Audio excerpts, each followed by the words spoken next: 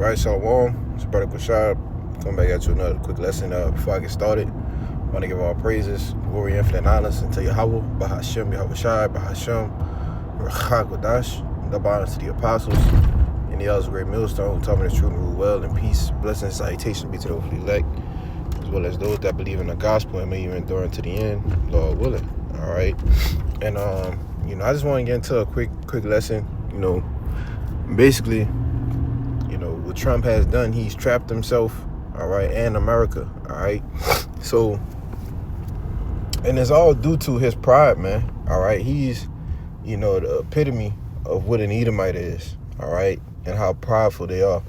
You had this guy a couple weeks ago, maybe a month or two ago, saying, all we can do is win, after the whole Venezuela situation, as far as, basically kidnapped the president, all right, took the oil, so he had this feeling of just winning. And, while he was, as the, truth coming out on things, how this guy was, pretty much pressured into attacking Iran, what's the word? Excuse me. Correlating an attack with Israel on Iran, basically getting the U.S. involved in what, is the beginning stages of World War III. All right, because, this thing, and he's still being proud. All right, I'm going to say that too, because, I was looking at something a little bit earlier saying that, he was pretty much boasting because Iran don't have nobody to negotiate with. He don't know who to call in Iran to negotiate with because, all of them are dead, all right? And which, this shows you the pride of this devil, right? And how prideful he is, all right? But I'm going to show you through the scriptures real quick that through pride is how, the kingdom of the Edomites will be done away with, all right? Their age, all right, of ruling is getting ready to come to an end, all right? But I'm going to let a little bit of this video play and I'm going to get a few precepts, so Lord willing, to be edifying. After 17 days of war, US President Donald Trump seems to be changing his mind. Addressing the media on board Air Force One, he suggested that maybe the US should not have gotten involved in Israel's war with Iran. Listen to this. But we did it. It's almost, you could say we did it out of habit, which is not a good thing to do. But we did it because we have some good allies there. We have some great Middle Eastern countries there, Israel there. So we did it for a lot of reasons. We did it for a lot of reasons. We have some good allies there. We did it out of habit.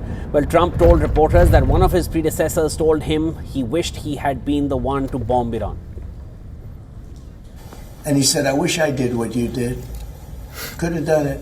Other presidents, somebody should have done it. 47 years this went on. They call Iran the... All right, and you can see the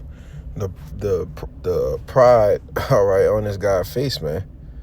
All right, and even I'm gonna rewind a little bit because he was saying, maybe we shouldn't have been there. Well, they kind of cut off the part where he said it, but he was basically, having regrets about going into Iran because he thought, they would be able to do the same thing, all right, that they did to Venezuela.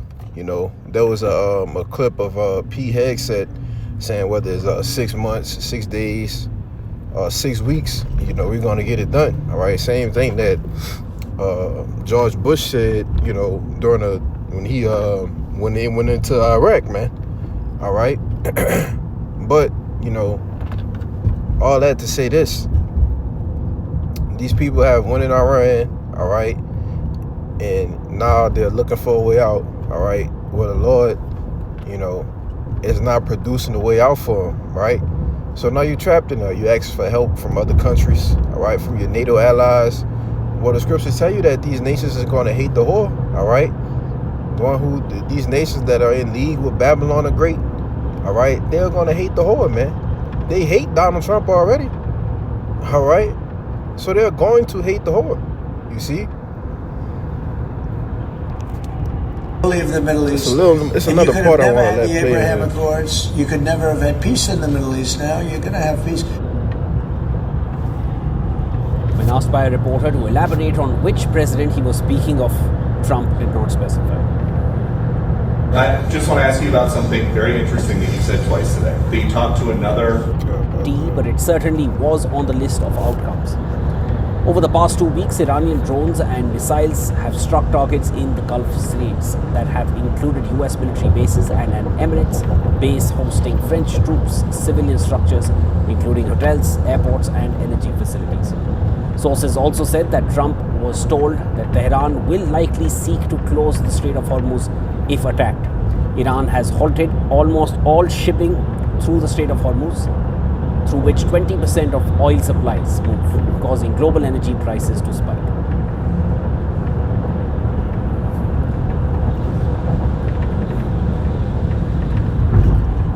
All right, to discuss this further, I'm now being joined on the broadcast by Berzin Wagmar. And, you know, that's pretty much all I'm gonna play in here. All right. But you know, all of these things that he was warned against, you know, before going in and starting this war, you know, he ultimately came out and said, oh, you know, they didn't think that this would happen. They didn't think that that would happen. Well, what king, it says in Luke 14, what king sitteth not down first, you know, and, you know, basically counted the cost whether he have sufficient to finish it, you know, roughly paraphrasing, you know, that, but that goes into us, you know, taking on a path of the journey of the truth, you know, but it posed the question, you know, what king sitteth down not first in council whether he had enough men, all right, to go to war against another man, you know, but that goes to show you that his pride, all right, ultimately had deceived him, all right. So we're gonna get it in Proverbs chapter 16 verse 18. It says, pride goeth before destruction, and a haughty spirit before a fall, all right. So let's see what it said in the NLT, all right. It says pride goeth, so before you ultimately be destroyed, all right, you're going to be filled and puffed up with pride, all right. And that's what we can see, you know, going on with, you know, the leaders of America today, all right. Chiefly their quote unquote commander-in-chief, man, all right. This is Proverbs 18 and 16 in the NLT. Is it 16 and 18? I'm getting confused. I believe so. Right. It says pride goes before destruction, and haughtiness before a fall. Better to live humbly with the poor than to share plunder with the proud. All right. And, you know, the proud, all right, the wicked, all right, they're going to share their plunder together, all right. They're going to divide their spoil, all right, the things that they reaped on the planet Earth. They're going to divide the fruits of their labors together, all right. Because you have all of these so-called politicians and senators coming out saying that, oh, you know, we stand with Israel first, and all this, you know, BS, man, because they know who run things behind the scenes, right? And they ultimately understand, you know, they don't understand how prideful that the people that are even the elites, man, are running the show behind the curtains, you know, thinking that they can upset prophecy and these different things. No, man, all right? It's telling you that pride go before destruction, all right? So we're seeing this devil be prideful, all right? But the next step is destruction, all right? Let's go to Obadiah chapter 1. All right, verse 3, it says, the pride of thine heart had deceived thee. All right, we know that word heart goes into what? Your lab, your mind. All right, your mind is so filled up with pride, all right, that it ultimately deceived you in thinking that you can do things that you can't do. All right, as the scripture said, the king's heart is in the hand of the Lord, man. All right, let's get that real quick in Proverbs 21 right here. It says the king's heart, Proverbs 21:1. The king's heart is in the hand of the Lord Yahweh, as the rivers of living of water. He turneth it whithersoever he will. All right. It says every way of man is right in his own eyes, right? But the Lord Yahweh pondereth the hearts, you know. I'm gonna keep reading. Just want to get to verse 4. It says, well, I'll just read verse 4. It says, a high look in a proud heart, and the plowing of the wicked is sin. You see? A high look, a proud heart. Knock you. Damn allergies, man.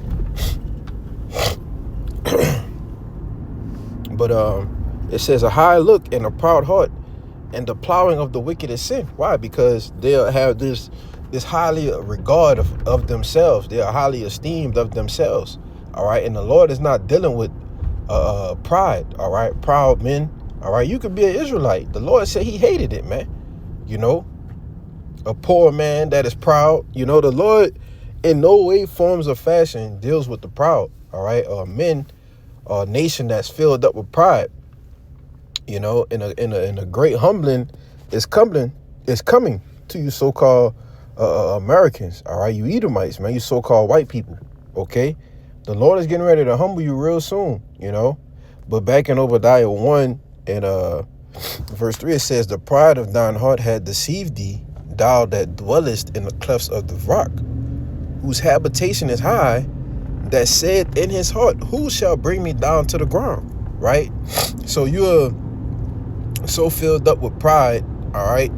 You're so filled up with, you puffed up, you know, thinking that you can go into these different countries, do what you want, you know, rule the earth, you know, with like it says in Jeremiah, all right, the hammer of the earth. You just think that you can just go and do about whatever you want, right? But we read in Proverbs 21 that the king's heart is ultimately in the hand of Yahweh, man, all right? So he's the one making you do these things, right? But at the same time, your mind is filled up because you don't have reverence for the Most High, you know? And tell you when Isaiah 26, let favor be showed to the wicked, yet he will still not learn righteousness, man. You know, you're not reverencing the Most High. You're not respecting what Yahweh Bashim Yahushua is giving you. You know, you're filled up with pride. You think that you've done all of these things on your own. You see, so the Lord is going to show you who's the one doing it. All right, who shall bring me down to the ground? Who's going to take me out of power? Well, you're going to see real soon that Yahweh Shai is coming to take you out of power, man. All right.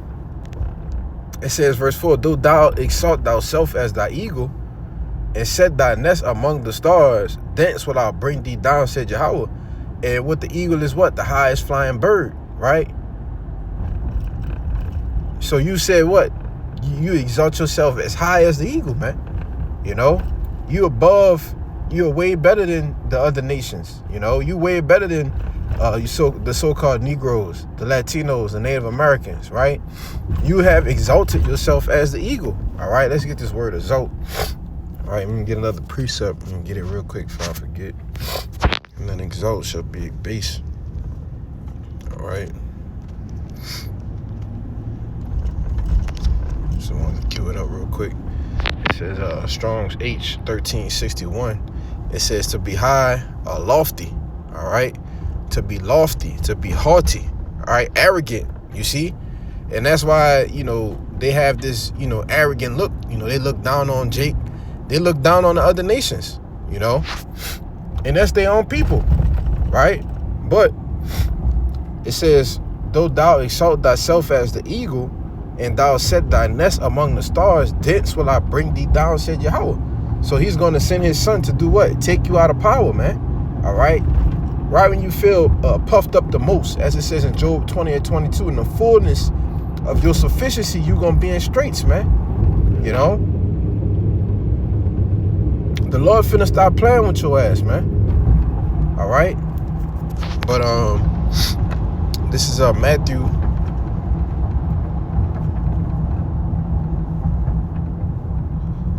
23 and 12. See what it said that now to you as well. All right. So Matthew 23 and 12. It says, and whosoever shall exalt himself shall be abased, and he that shall humble himself shall be exalted. You see? So, but those who exalt themselves will be humbled. All right. Like I said, the Lord is getting ready to humble your ass, man. All right. It says, and those who humble themselves will be exalted. All right. And the lowly. All right. The meek.